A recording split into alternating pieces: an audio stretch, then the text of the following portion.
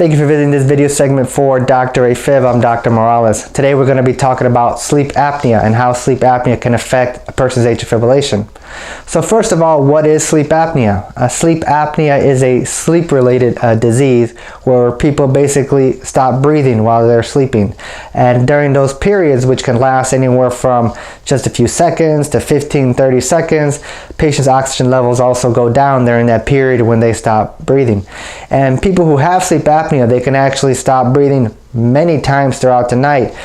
15, 20, 50 times. It can happen many times where a patient stops breathing overnight.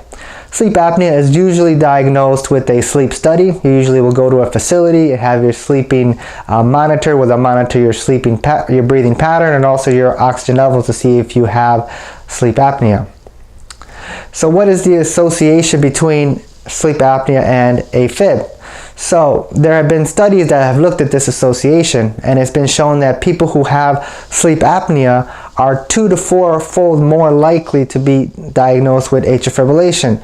So there is certainly an association between the two, and anybody who's been diagnosed with atrial fibrillation, undergoing evaluation for sleep apnea with a sleep study is certainly a very important screening tool for anybody who gets diagnosed with atrial fibrillation. Now, we know that there's an association between the two, but does treating sleep apnea also help improve a person's AFib? And the answer to that is yes. There have been studies that have shown that managing sleep apnea can also help improve a person's AFib.